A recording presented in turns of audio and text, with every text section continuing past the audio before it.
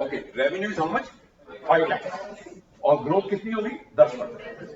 This is they are assume that अभी हमारी 10 लाख है, 5 लाख है सेल और नेक्स्ट ईयर 10% बढ़ जाएगी. Okay, so that would be normally a base case कि 10% तो बढ़ेगी. आगे cost of goods sold is 60% of revenue. जो हमारी कॉस्ट है, okay, that is going to be 60%. Cost of the goods sold, COGS, cost of goods sold. ये terminology आपने सुनी है कभी जी? Okay, so cost of goods sold is going to be 60%. Operating expenses going to B 20%. This is your base case. Depreciation and amortization 15,000, interest expense 5,000, tax rate 25%. Task, base case forecast, prepare a projected income statement for the next year. पहली बात क्या है, आपको next year की income statement बनानी है और फिर करना है आपने sensitivity analysis. Perform a sensitivity analysis bye analysing the impact of net income if the revenue rate varies between 5% and 15%. अगर रेवेन्यू 5% या 10% या 15%, कोई भी आप पूछ सकते हैं कि वो कंपनी कह रही है 5 या 15 के बीच में रहेगी, हमारी रेवेन्यू बढ़ेगी. ओके, सो ये है सेंसिटिव एनालिसिस कि हमारी रेवेन्यू अगर 5% बढ़ती है तो क्या होगा, 15% बढ़ती है तो क्या होगा. Okay, scenario analysis consider 2 different scenarios. अब हमने करना है सिनेरियो एनालिसिस कि रेवेन्यू ग्रोज बाय 15%. अब जब हम सिनेरियो एनालिसिस करते हैं, ओके, तो हम कई सारे इनपुट्स और आउटपुट को चेंज करते हैं. ओके, वो कहता है revenue grows bye 15% and operating expenses decrease by 18%. Revenue जो है बेस्ट केस में 15% बढ़ जाती है और कॉस्ट जो है 20 की जगह 18 होती है. ओके, और worst case revenue grows bye 5% but the operating expenses also go up by 22%. अगर ऐसा हो जाए तो क्या होगा, तो इसको हमें एक्सेल शीट में डालना है. Okay, create an Excel sheet model to compute, analyze the impact of net income for each scenario. This is the question. Okay, so first I'm going to put this here. तो हमने क्या करा, हमने पहले लगाया कि प्रीवियस ईयर जो पहले डेटा दिया हुआ है उसके हिसाब से क्या कंपनी की बनती है. फिर हम 3 केस बनाएंगे. First will be called base case, second will be best case and last will be worst case. तो हमने क्या करा कि रेवेन्यू को 5 लाख दी हुई थी, पिछले साल 5 लाख रुपए रेवेन्यू हुआ था. अब अगले साल में ये रेवेन्यू जो थी 10% बढ़ गई. हम इसको यहां देखेंगे फॉर्मूलाज में और ट्रेस करेंगे. सॉरी, मैं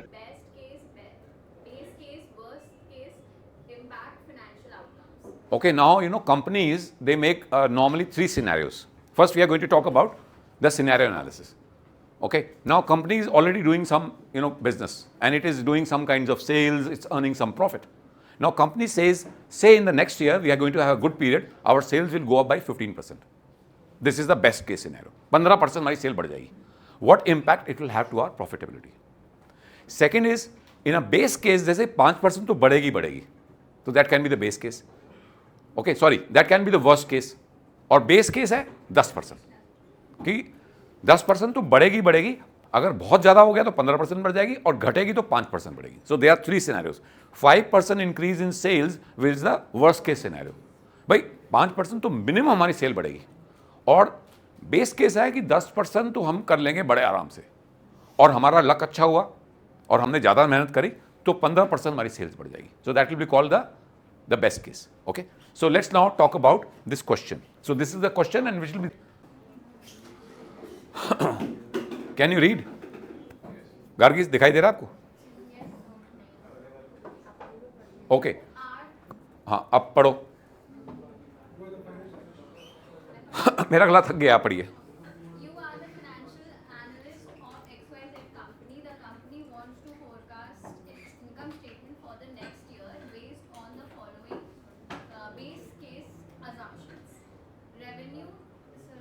okay, revenue is how much 5 lakhs और ग्रोथ कितनी होगी 10%.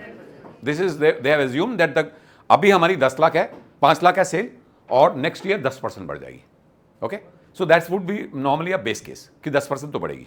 ओके, आगे cost of goods sold is 60% of revenue. जो हमारी कॉस्ट है, okay, that is going to be 60%. Cost of the goods sold, COGS, cost of goods sold. ये terminology आपने सुनी है कभी, COGS? Okay, so cost of goods sold is going to be 60%. Operating expense is going to be 20%. This is your base case. Depreciation and amortization 15,000. Interest expense 5,000. Tax rate 25%. Task, base case forecast, prepare a projected income statement for the next year. पहली बात क्या है, आपको next year की income statement बनानी है। और फिर करना है आपने sensitivity analysis, perform a sensitivity analysis bye analysing the impact of net income if the revenue rate varies between 5% and 15%। अगर रेवेन्यू 5% या 10% या 15%, कोई भी आप सुन सकते हो कि वो कंपनी कह रही है 5 या 15 के बीच में रहेगी हमारी रेवेन्यू बढ़ेगी। ओके, सो ये है सेंसिटिव एनालिसिस कि हमारी रेवेन्यू अगर 5% बढ़ती है तो क्या होगा, 15% बढ़ती है तो क्या होगा। Okay, scenario analysis consider 2 different scenarios. अब हमने करना है सिनेरियो एनालिसिस कि रेवेन्यू ग्रोज बाय 15%। अब जब हम सिनेरियो एनालिसिस करते हैं, ओके, तो हम कई सारे इनपुट्स और आउटपुट्स को चेंज करते हैं। ओके, वो कहता है revenue grows bye 15% and operating expenses decrease by 18%। Revenue जो है बेस्ट केस में 15% बढ़ जाती है और कॉस्ट जो है 20 की जगह 18 आ जाती है। ओके, और worst case revenue grows bye 5% but the operating expenses also go up by 22%। अगर ऐसा हो जाए तो क्या होगा, तो इसको हमें एक्सेल शीट में डालना है। Okay, create an Excel sheet model to compute, analyze the impact of net income for each scenario. This is a question. Okay, so first I am going to put this here.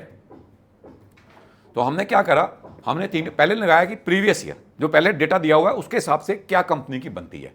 फिर हम 3 case बनाएंगे।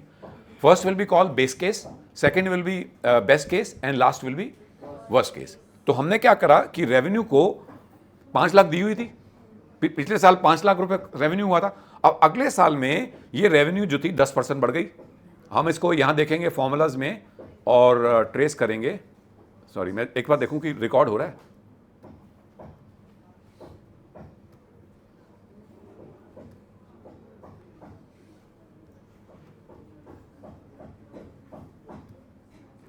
हाँ, it's recording, good. Okay, just focus है, वापस आ जाओ। अब ये 5 लाख थी, अब मैंने यहां रख दिया इसको, ठीक है, और यहां पर मैंने ट्रेस करा तो ये क्या था, रेवेन्यू जो है 10% बढ़ गई। आप भी अपना कर्सर डाल के देखिए कि कहां से आ रहा है फॉर्मूला। तो बेस केस में क्या था कि आपकी सेल्स 10% बढ़ गई, तो सेल कितनी होगी, 5,50,000। सेकेंड केस में अगर हम दोबारा करते हैं इसको, तो सेकेंड केस में रेवेन्यू जो है 15% बढ़ गई। This was the best case. Worst case में रेवेन्यू कितनी बढ़ी, 5% बढ़ी। Okay, is that clear. तो तीनों सिनेरियो में हमने देख लिया कि रेवेन्यू कितनी, टॉप लाइन कितनी आती है। Is that clear to all. आप लोगों की कहां फाइल है, कहां खोल के रखी हुई है। I want each one of you should open the file, nobody should just sit idle. Okay, and go to the formulas and just play along with me. Okay, is this okay? आपने arrow draw कर लिए, जिसने नहीं करी है please raise your hand अभी तक। Those who are in the process, who have not done it, I am not going to penalize, okay, but I am just waiting because if you, all of you have done that, then I'll move further. और एक question मैं आपको दूंगा जो आपको खुद करना होगा। पहला क्वेश्चन जो होगा तो एग्जाम बेस्ड है, सेकंड क्वेश्चन आप घर में बैठ के करोगे और लेके आओगे सॉल्व करके। Okay, is this okay? Similarly for EPS and diluted EPS, I'll give you questions. Okay, I'll just put it on a WhatsApp group and you solve those 2 questions. अगर कर लोगे आपके एग्जाम में पूरे मार्क्स आएंगे उनमें। Okay, is this okay? Is this okay? Okay, should I move ahead? अब मैं क्या करता हूं, इसको रिमूव कर देता हूं एरोस को। ओके, और अब यहां पर कॉस्ट ऑफ गुड्स सोल्ड है वो 60% है हमेशा, ये 60% है। ओके, और अगर यहां जाता हूं तो ये करता हूं तो ये भी 60% है, और इसको भी करता हूं तो ये भी 60% है, और ये भी 60, सब 60% है। मतलब सिर्फ रेवेन्यू बढ़ रही है।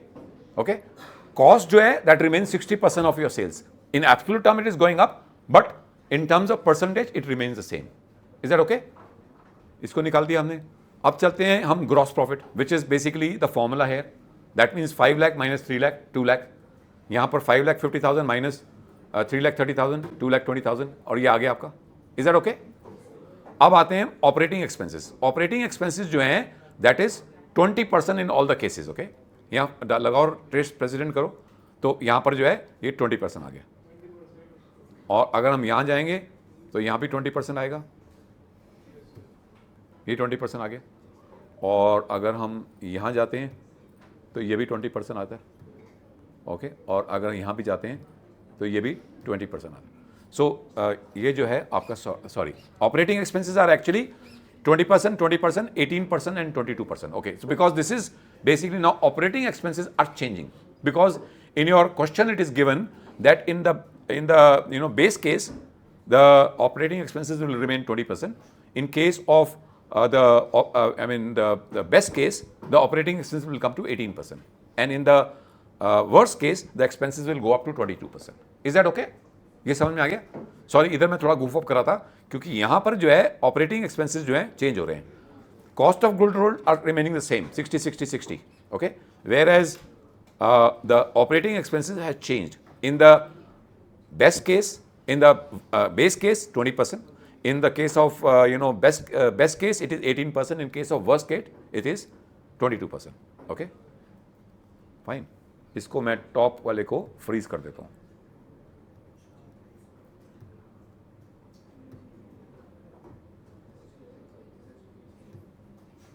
Freeze the top row. Okay, fine, ये नीचे चेंज नहीं होगी. फाइन, तो अब यहां पर ये हो रहा है. अब now depreciation remains on all the cases same. Similarly, your interest expense remains 5,000, which is given in the question, so it remains the same. Tax rate remains 25%. Now we plug all these numbers and calculate the net income of the company. So पिछले साल कितनी income थी? 60,000. अब कितनी होगी? अगर suppose हम base case लेते हैं तो 67,500. In case of best case, the profit will go up to 79,875. And in case of worst case, it will go to 55,875. Is that okay? Any questions here? Have you all followed? Just go through the Excel sheet. I'll give you 5 minutes to just browse through, okay? And then we'll move on to the sensitivity analysis. Is that okay? Just play around, okay? And you can make any changes here, and the figures will change. Suppose the operating expenses in the worst case goes to 25%. So what will happen to the profit? It will go down further. Okay? अगर मैं ऐसा change करता हूं कुछ भी, कि अगर मैं कहता हूं कि भाई whenever we used to make, I'll just tell you, I was making budgets for the company. Okay? Just listen to me and then I'll give you another 5 minutes to play with this thing. So when we are making a budget for the company, okay? So we used to present to our CEO of the company or COO of the company, Chief Operating Officer and the Chief Officer. Chief Executive Officer, it's called the CEO. CEO is the top man and CEO is your head of your unit. Okay? So, so we used to first make a presentation to our CEO. Take the budget to him and show him that this is the budget. Next year, this will be our sales, this will be our income. So he says, Mr. Agi, अगर suppose हम कुछ customer और add कर लें, suppose I add 1 lakh more customers, prepaid customers, or another 50,000 more postpaid customers. Then how will our profitability look? I'll ask my sales guy to sell more, more customers they'll get. So I'll give a challenge to them to sell more SIMs, and we'll get more connections. Okay? So he says, ठीक है. So I used to plug in that numbers and say, sir, with this is our profit. So ठीक है. Then he says that suppose if you do this, if we can reduce our expenses by 2%, then what will be our profits? So our Excel sheets were actually all formula driven, and we could make any change and tell him within a second that this will be the profit. In those days, our COOs and CEOs, they were not very tech savvy. Okay, उनको Excel sheet चलानी ही नहीं आती थी कई लोगों को. So they used to always fall back on us because we had a very complicated Excel sheets, because it is not simple as this. It will have so many sub sheets where there will be so many assumptions, so many things. Okay, they were all interlinked. Okay, and the person who was making these statements, he was a little bit intelligent guy. He would not just he has to make 3 to 4 more changes to arrive at the right number. So the CEO cannot do that because he doesn't know where all he has to change. Okay, because the guy who was making it, he knew that his importance will go down, so he used to make some complications in the Excel sheet so that he can only do it. But I was more intelligent than him.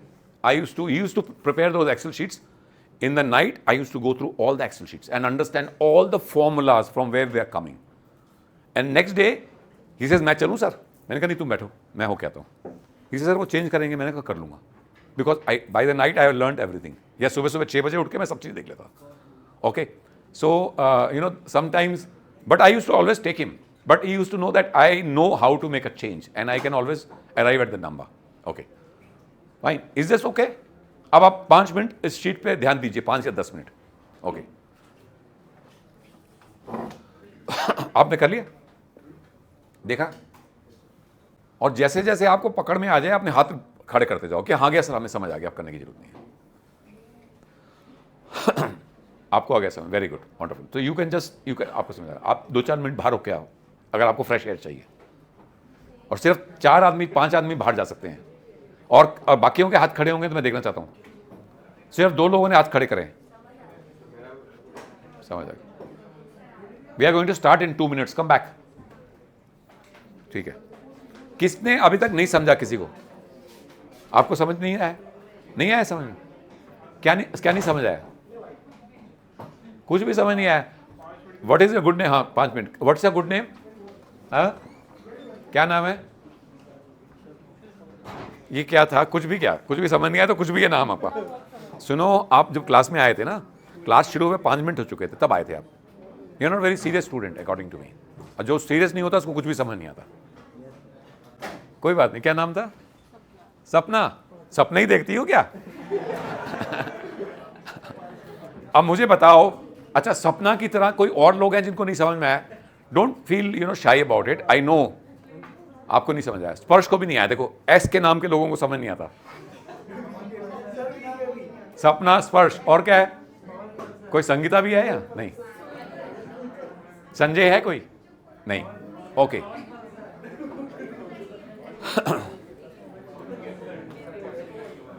आपने Excel sheet खोली हुई है? आपको समझ में आया? हाँ आपको आया? आप इनको समझाओ थोड़ा सा. इनको इसमें बुद्धि डालो इनके अंदर. देखो ऐसा मेरा गला थक गया अभी. So what you can do Sapna, you can watch the video again.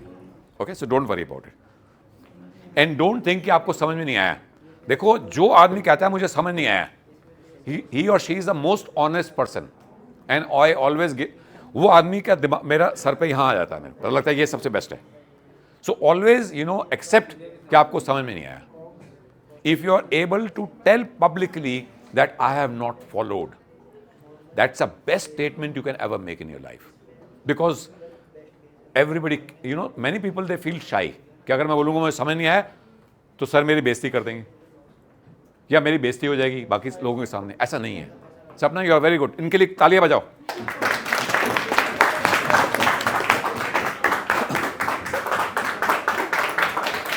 Okay, good. Okay बस. सो डोंट वरी अबाउट इट. आपको आएगा समझ में, और सबसे अच्छा समझ आपको ही आएगा. I can assure you that. देखो मैं आपको एक बार दोबारा ले जाता हूं. सपना please listen to me.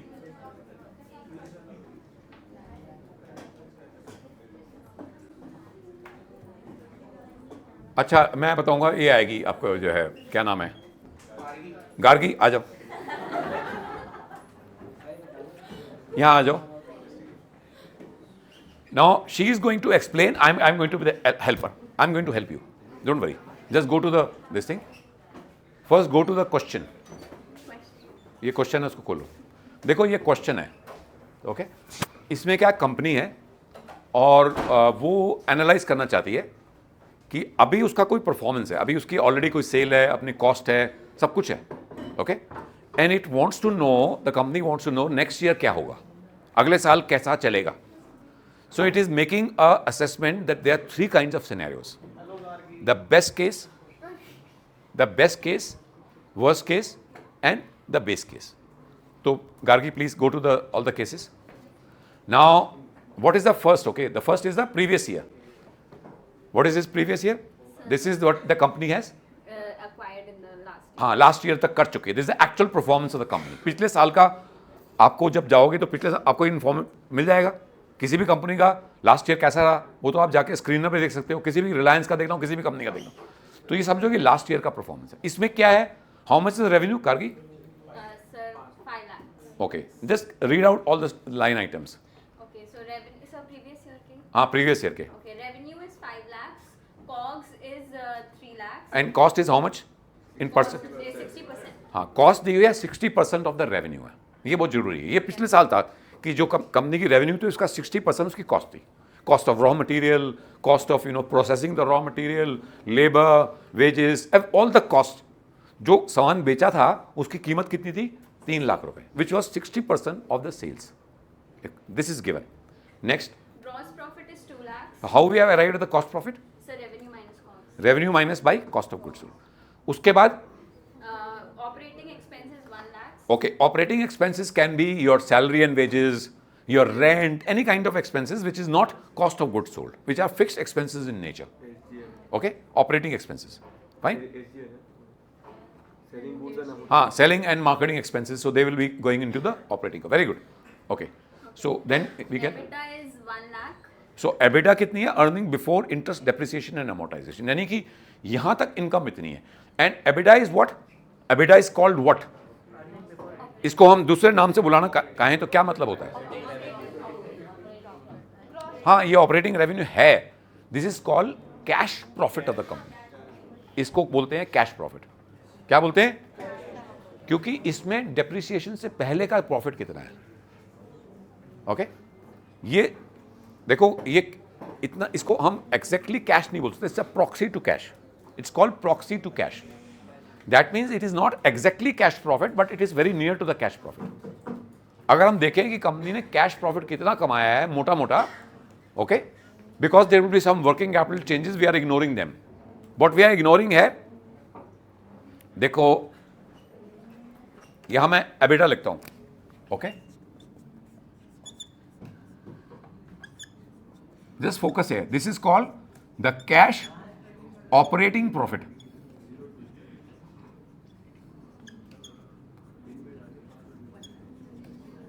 or simply cash profit. This is called proxy to cash.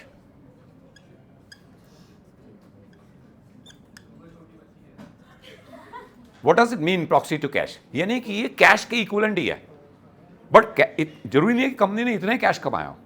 अगर सपोज इसमें क्या चेंजेस नहीं करे गए आप, वर्किंग कैपिटल जो है कैन बी प्लस माइनस, अगर मैं ये ले लूं तो फिर मेरा कैश प्रॉफिट आ जाएगा।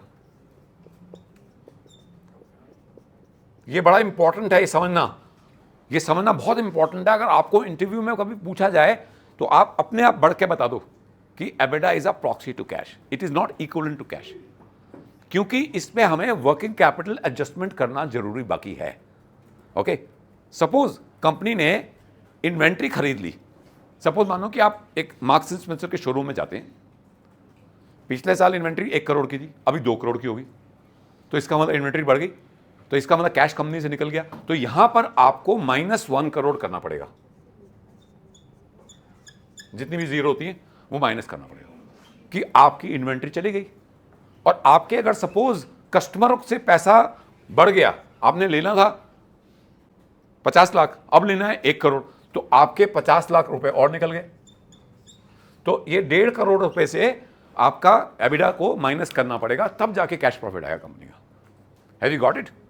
सो वर्किंग कैपिटल की चेंजेस को करने के बाद ही कैश प्रॉफिट निकलता है।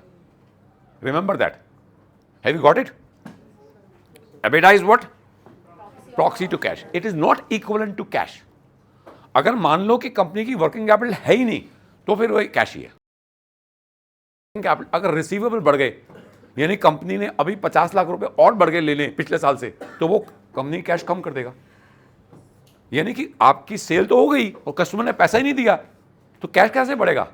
देखो, अब ये जो रिसीवेबल्स बढ़े थे 50 लाख, इसका मतलब ये है कि आपने सेल ज़्यादा करी, पैसा आया ही नहीं।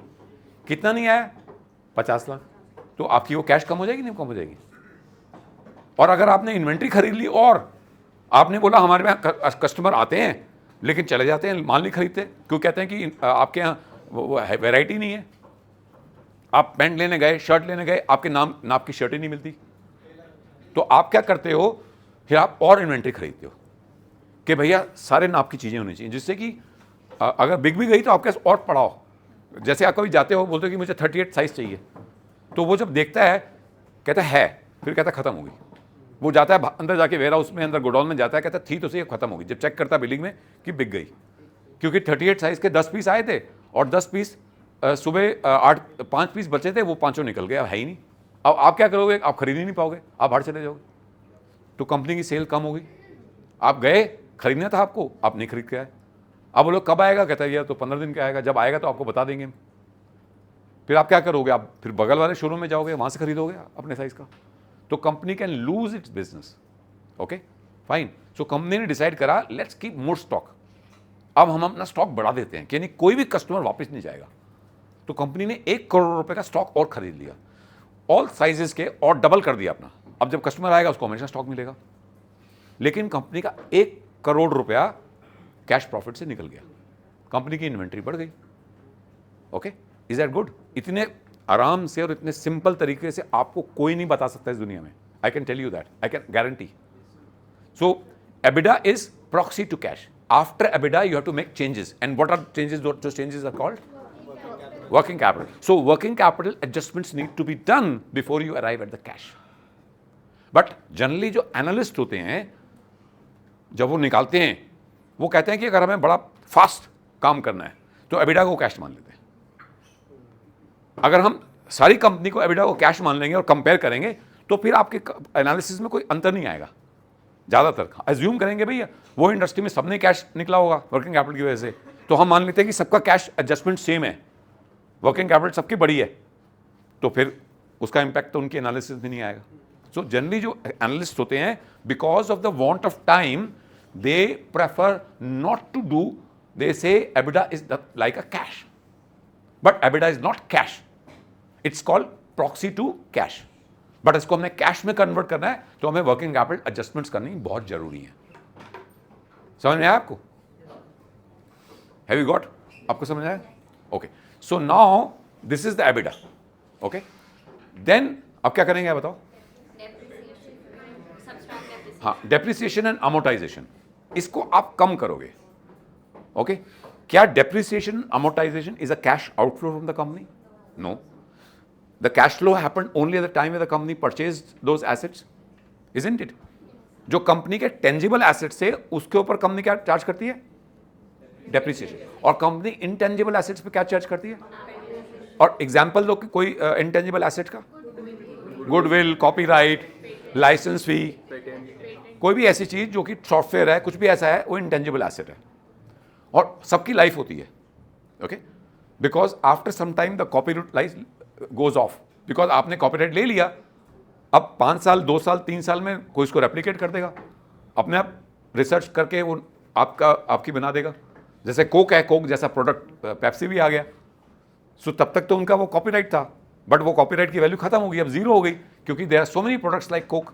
सो उनको वो कॉपीराइट धीरे धीरे धीरे करके डेप्रिशिएट करने पड़ते हैं, उसको बोलते हैं amortisation. Example is licence feed pays by telecom operator. कोई भी टेलीकॉम ऑपरेटर या बैंक होता है, उसको लाइसेंस देना पड़ता है RBI से या DOT से, और वो लाइसेंस मिलता है 10 साल के लिए, 20 साल के लिए। तो वो जो पैसा दिया था उसको 10 साल वो राइट ऑफ करेगा, just like a fixed assets, that's called amortization. Okay, फिर क्या निकला? EBIT। Now this is called the operating profit. Fine, तो this is very important, operating profit. Okay, आगे interest expense from operating profit. Okay, To get EBIT, earning before taxes. Okay, And then there's 25% tax on the revenue that we have generated. Sure, very good. After we subtract it, the net income will come. Okay, so ये आ गया। अब सपना ये बताओ कि company का कितना टॉप लाइन कितनी थी, सेल कितनी थी प्रीवियस ईयर में? 5 लाख, और नेट प्रॉफिट कितना था? 60,000। Okay, 60,000 was the net profit. So company would like to grow its business. Fine, so company चाहेगी कि हमारा बिजनेस बढ़े, तो कंपनी के पास 3 सिनेरियो हैं। कंपनी बोला 3 पेंट करते हैं सिनेरियो। एक तो बेस केस, ओके, कि बेस केस में क्या होगा, जिसमें कि ना तो आप वेरी ऑप्टिमिस्टिक हो और ना आप पेसिमिस्टिक हो, तो सेकंड केस बेस केस है। थर्ड केस क्या है? बेस्ट केस, जिसमें आपकी सेल भी बढ़ेगी, आपके खर्चे भी कम होंगे, और वर्स्ट केस में क्या है? आपकी सेल बढ़ेगी और खर्चे और ज़्यादा बढ़ेंगे। ओके, और बेस्ट केस में क्या है, आपकी सेल बढ़ेगी और खर्चे थोड़े कम होंगे। फाइन। तो बेस केस में क्या है, ज़्यादातर जो आपने पिछले साल करा था वही आप रिपीट करोगे। ओके, सिर्फ आपकी सेल बढ़ेगी। और सेकंड सिचुएशन में क्या है, बेस्ट केस में आपकी सेल बढ़ गई और आपके खर्चे जो है कम हो गए। सेल बढ़ गई और खर्चे कम हो गए, this is the best case. और थर्ड है वर्स्ट केस, जिसमें कि आपकी सेल बढ़ी लेकिन उतनी नहीं बढ़ी और आपके खर्चे भी ज़्यादा बढ़ गए। तो हमने क्या करा, देखो सेकंड केस में देखो सेल तो हर केस में बढ़ रही है। बेस केस में 10% सेल बढ़ी और बेस्ट केस में सेल 15% बढ़ गई। वो देखो 15%। अब इनको एरो करके दिखाओ, एरो करके दिखाओ, फॉर्मूलाज करके दिखाओ।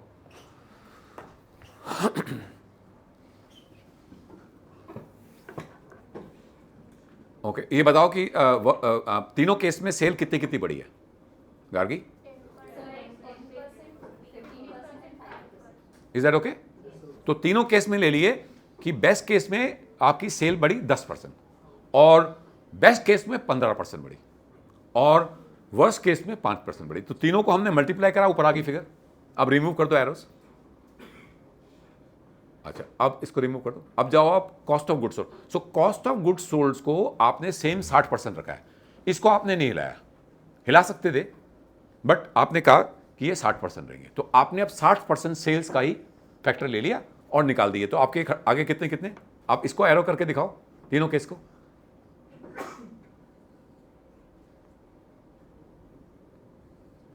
इसमें जो है आपके कॉस्ट ऑफ गुड्स सोल्ड 60% ही रहे तीनों केस के अंदर, कोई चेंज नहीं है। ओके, सो चाहे वो बेस केस था, चाहे वो बेस्ट केस था, चाहे वर्स्ट केस था, आपके 60%। आप चाहते हो कम कर, ज़्यादा कर सकते थे। Okay fine. तो अब इसको हटा दो। अच्छा, अब और नीचे जाओ, ऑपरेटिंग एक्सपेंसेस। हाँ, ऑपरेटिंग एक्सपेंसेस जो थे आपके, अब इसको भी आप ट्रेस करो तीनों केस में। अब इसमें दिया हुआ था कि आपका जो ऑपरेटिंग एक्सपेंसेस हैं वो 20% थे प्रीवियस ईयर, इस साल भी 20% रहते हैं, that is a base case. But in case of best case आपका खर्चा 18% हो गया और वर्स्ट केस में ये एक्सपेंसेस 22% हो गया। तो आपने तीनों के खर्चे यहाँ निकाल दिए। इज इट क्लियर सपना? Okay, remove and all others. Okay, अब नीचे जाओ। अब क्या है, अब डेप्रिसिएशन जो है वो सेम रहा, 15 15 15, उसमें कोई चेंज नहीं है। इसमें भी कोई, क्योंकि आप मान रहे हैं कि आप कोई फिक्स एसेट्स नहीं लगा रहे, अभी कोई एडिशनल एसेट नहीं खरीद रहे, उसी से काम चला रहे हो, कोई कैपेसिटी नहीं बढ़ा रहे। नेक्स्ट आता है आपका इंटरेस्ट एक्सपेंस, वो भी उतना रहता है, कंपनी ने कोई और नया लोन नहीं लिया।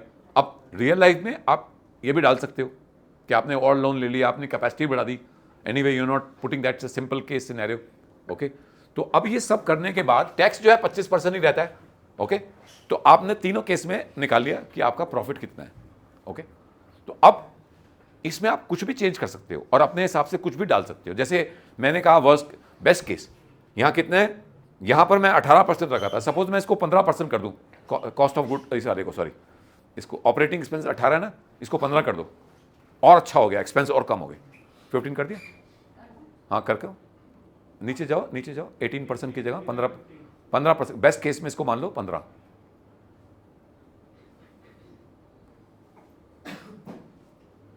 तो देखो प्रॉफिट कितना हो गया, 92,000 हो गया। क्या आपने बोला मैं और एक्सपेंस काउंट कर दूं तो मेरा प्रॉफिट कितना हो जाएगा?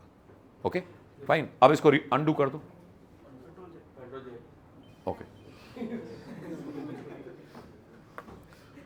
Okay, just take your seat.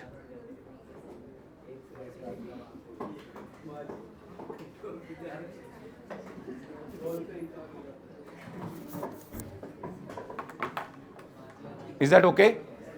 Okay, last वाला अब करते हैं हम।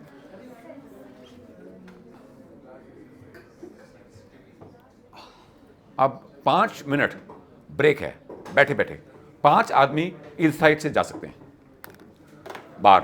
अब वापिस आ जाए। It's 4:56, come back by 5:01। जब तक आप शोर नहीं बचाएंगे आराम आराम से बात करेंगे विश्व पर।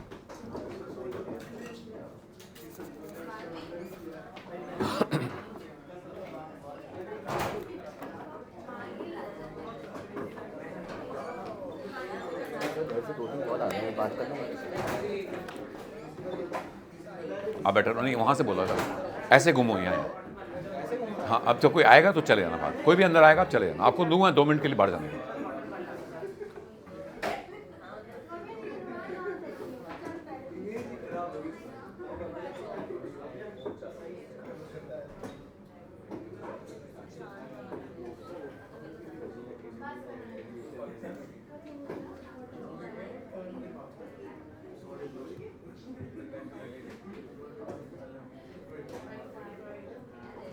हाँ नहीं आया कोर्स पैक, अभी भी 0 आ रहा है। हाँ ठीक है।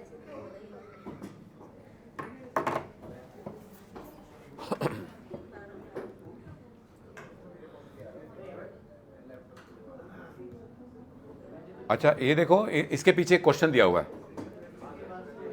ये पीछे क्वेश्चन दिया हुआ है, ये आपने क्वेश्चन करना है अपने आप। और अभी मैं आपको दिखाऊंगा नेक्स्ट वाला, उसके बाद ये क्वेश्चन आप करना शुरू कर दोगे बाकी बचे हुए टाइम में जो भी है। Okay, I am just going to take 10 more minutes.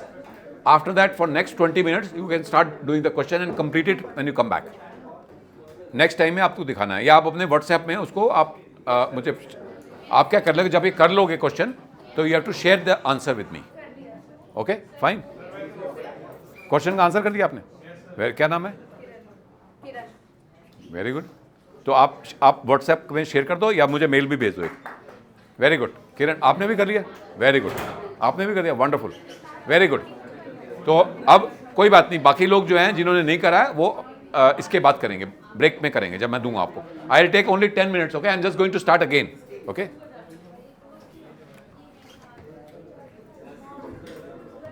अब सेकंड केस जो है बड़ा you know, just focus here, okay, just listen, just stop talking to each other, the break is over now. आपको समझ में नहीं आती भाई? What's your name? क्या नाम है? सुमेगा।